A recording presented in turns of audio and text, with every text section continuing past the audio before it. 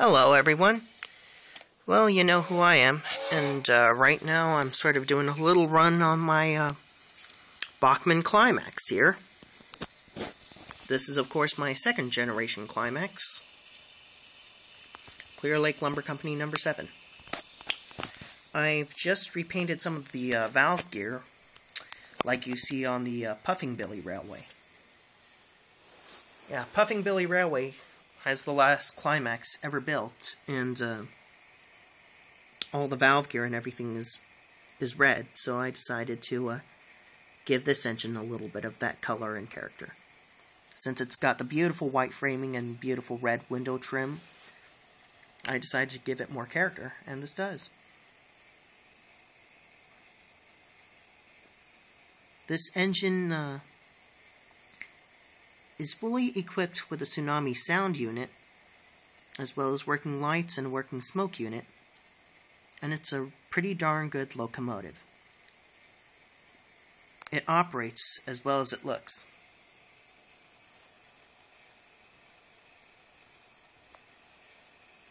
And I'll show you. Here we go.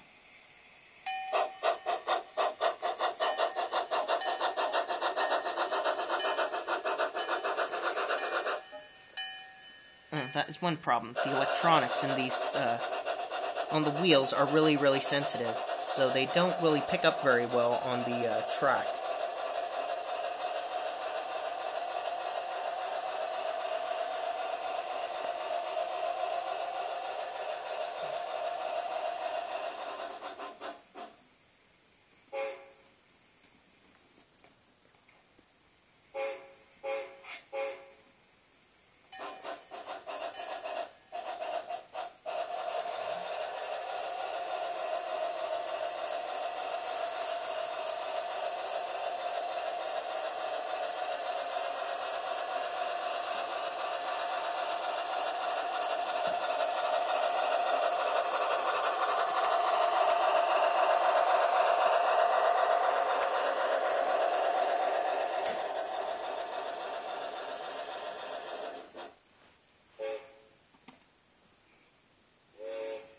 And here she comes again. That was Lily Bell, and here comes our Climax.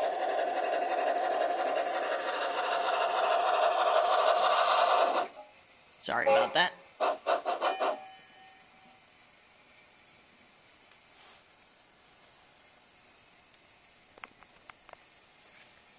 Yeah, Climaxes are really neat locomotives.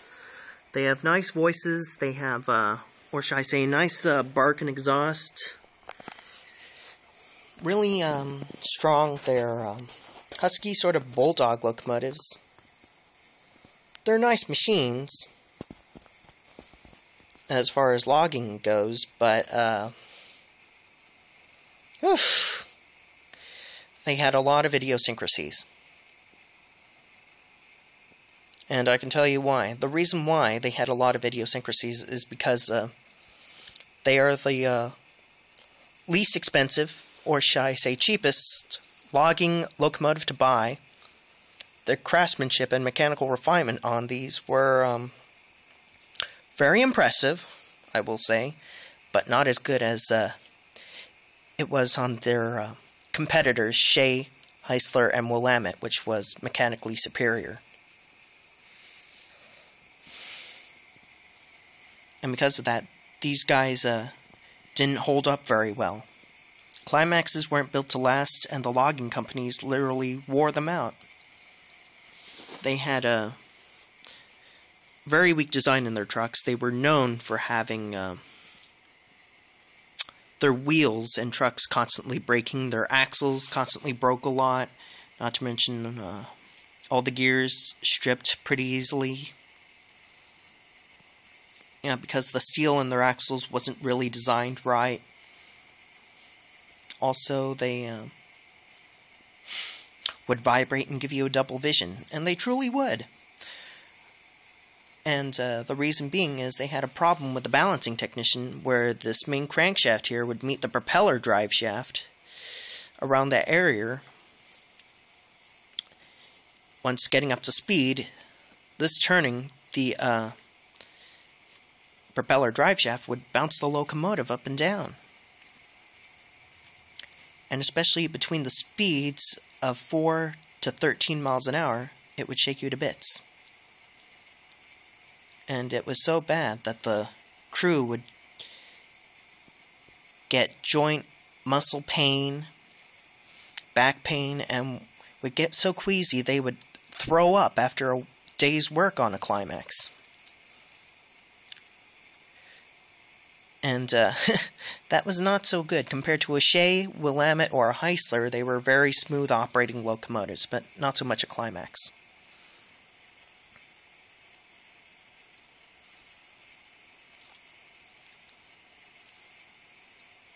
And also another thing about Climaxes, when you think they were about to come apart, guess what they did? Parts would come flying off the locomotive before you knew it.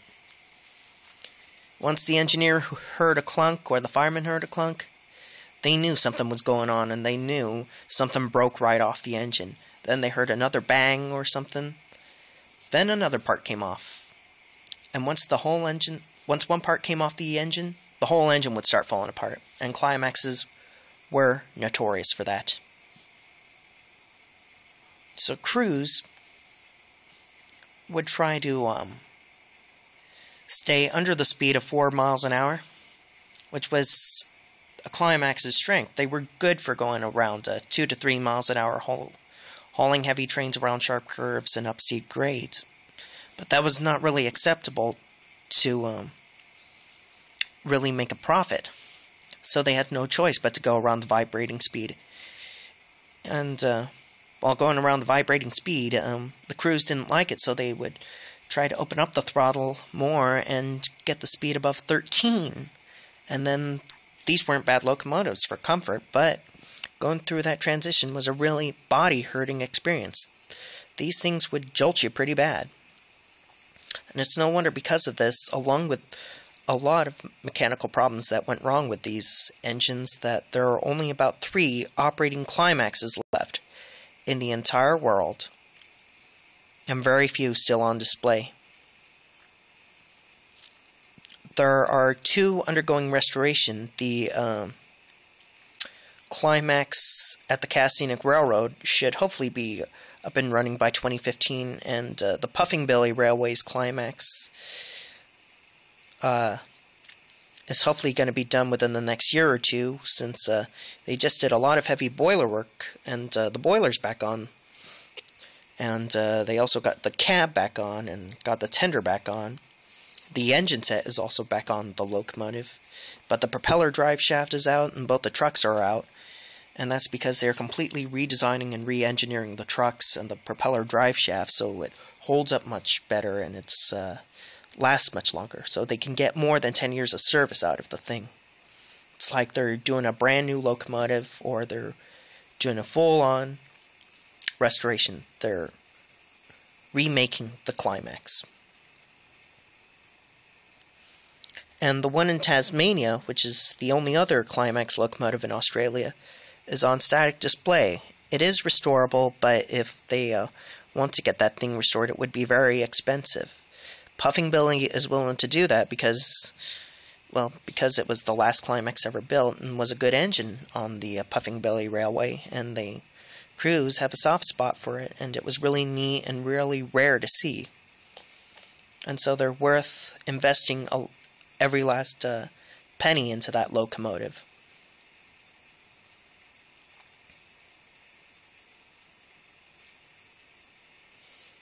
But a lot of other railroads, they wouldn't do that, because knowing Climaxes, I wouldn't blame them. So it's a real treat to see a Climax in operation. There are only 2 railroads where you can see a Climax in regular service operating every day. That would be Clark's Trading Post on the White Mountain Central Railroad in New Hampshire, and the Greenbrier and Durbin Valley River Railroad in West Virginia, which has a 55 to 60 ton 2-truck Climax built in 1910 and is the oldest of the operating Climaxes to still survive. And that engine has held up pretty well, but no doubt it's had her issues. And the Mount Rainier Scenic Railroad has an operating Climax, but they bring that engine out only on special occasions, given its mechanical idiosyncrasies. It's the only operating 3-truck Climax in the world, and the only surviving superheated Climax in the entire world. The Climax up in Vancouver Island, in around British Columbia, which is Hillcrest number 9, is operable, but it hasn't run in a long time. And so that engine is pretty much dormant. So yeah, only about 3 operating Climaxes are left in the entire world. New Zealand, I don't know about their Climax engines. They only have about 3 of them, and I don't know if they're operational. Australia only has 2, which is Puffing Billy and Tasmania Transportation Museum. The rest are in the United States, which is here. Also, the Roaring Camp Railroad has been trying to get this Climax up and running, but they don't have shop space for it, and that is a problem. And they need to build a new machine shop, and once they build that new machine shop, they can get working on that Climax. Otherwise, that thing's going to sit dormant for even longer. Yeah. But their mechanical idiosyncrasies, Climaxes, were lit by their competitors. But for the models, the Climaxes, I would say, are mechanically superior to the Shays and the Heislers. They're very easy. The design in these is really simple in the trucks, and it's no wonder they hold together pretty well. Whereas the older ones, they were all plastic, and it was complicated, and everything would break. I've had nothing but headaches and heartaches with the old Climax, so I'm rebuilding it and redesigning it. And I hope I win this bid on a parts supplier old generation Climax to salvage the engine set, the cab, the steam dome, and the tender, while I get the trucks and propeller drive shafts from a newer one, and then would install a Phoenix sound system in that engine and take it from there. Yeah, these things are easier to operate than the Shay models, that is, and the Heisler. But I don't know if I like this better or the Heisler or not, because the Heisler is a really nice model too. But both of these have the Bachmann Shay lit. And honestly, the Shays are a nightmare to operate because, well, the models, of course, because there's so many parts. Whereas this, not so much. Heislers have more parts than this, but not as much as the Shay. Well, the model ones, of course. And what's really neat about this one is, to keep all the circuits cool, it has a fan, and the fan is still going. It's like a computer fan.